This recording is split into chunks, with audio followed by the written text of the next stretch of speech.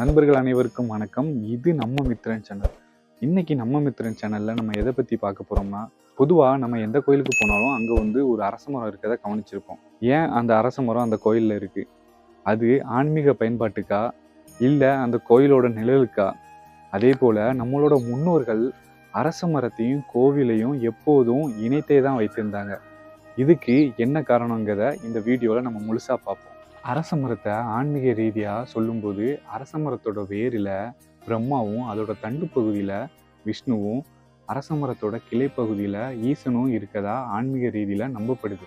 கோவில்ல இறைவனை தரிசித்த பிறகு இந்த அரச மரத்தை சுத்துவதால மும்மூர்த்திகளின் அருளும் ஒரே இடத்துல கிடைக்கிறதா நம்பப்படுது.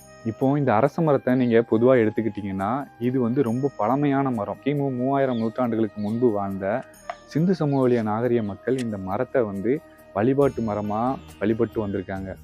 இதற்கான ஆதாரங்கள் எங்க கிடைச்சிருக்குன்னா, அங்கு கண்டெடுக்கப்பட்ட களிமண் முத்திரையில அரச மரத்தோட இலை பொறிக்கப்பட்டிருந்திருக்கு. இந்த அரச மரத்துக்கு இன்னொரு பேர் இருக்கு, அது போதி மரம். கிமு 6ஆம் நூற்றாண்டுல பீகார்ல புத்தகயாங்கிற இடத்துல இளவரசர் சித்தார்த்தர் 49 நாட்கள் தவம், அதுவும் இந்த அரச மரத்துக்கு அடியில 49 நாட்கள் தவம் இருந்து ஞானம் பெற்றதுனால இந்த அரச மரத்துக்கு போதி மரம்னு பேர் வந்தது.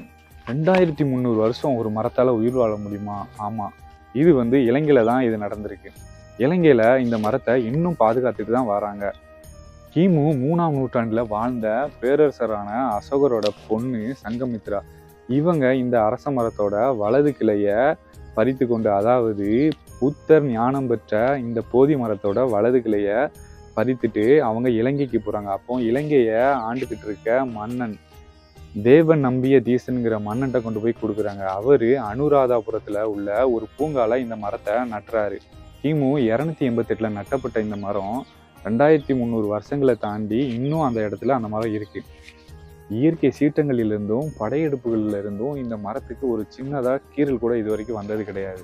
இந்த மரம் உலக கின்னஸ் சாதனையில இடம்பெற்றிருக்கு. 2300 ஆண்டுகளா ஒரு மரம் நம்ம மனித நாகரிகத்தையே பார்த்துக்கிட்டு இருக்கு. இந்த மரத்தை நீங்க பார்க்கணும்னா இலங்கை போனீங்கன்னா அனுராதபுரத்துல இந்த மகா போதி மரத்தை நீங்க கண்டிப்பா பார்த்துட்டு வாங்க. அரச மரம் பொதுவா 2000 வருஷத்துல இருந்து 3000 வருஷங்கள் வரைக்கும் வாழக்கூடியது. இந்த அரச மரத்தினால நிறைய மருத்துவ பயன்கள் நம்மளுக்கு கிடைக்குது. அரச மரத்தோட இலைச்சாரை நீங்க பருகிட்டு வந்தீங்கன்னா உங்களோட இதய துடிப்பு சீராகும். இதோட பட்டையை நீங்க மருத்துவத்துக்கு பயன்படுத்தினீங்கன்னா உங்களோட ஆஸ்மா மற்றும் சுவாச பிரச்சனைகளை இது சரி செய்யும். வேர் மற்றும் இலைகள் உங்களோட தோல் சார்ந்த பிரச்சனைகளை சரி செய்யறதுக்கு சிறந்த கிருமி நாசினியா செயல்படுது. அது மட்டும் இல்ல, இந்த மரத்தோட குச்சை வச்சு நீங்க பல்லு விளக்குனீங்கன்னா உங்களோட பல்லு ரொம்ப ஸ்ட்ராங்கா இருக்கும்னு சொல்றாங்க. அரச மரத்தை நீங்க பொதுவா எடுத்துக்கிட்டீங்கன்னா அது மருத்துவமனை மற்றும் ஆக்சிஜன் உற்பத்தி செய்த ஒரு தொழிற்சாலையா தான் இருக்கும். பொதுவா இப்போ மரம்னு நீங்க எடுத்துக்கிட்டா எல்லா மரமும் நைட்டு ஆக்சிஜனை வெளியிடாது. ஒரு சில மரங்கள் மட்டும்தான் பகல்லையும் ஆக்சிஜனை வெளியிடும், நைட்டும் ஆக்சிஜனை வெளியிடும். மற்ற மரங்கள்லாம் என்ன பண்ணுவோம்னா பகலில் ஆக்சிஜனை வெளியிட்டு நைட்டு கார்பன் டை ஆக்சைடை வெளியிடும்.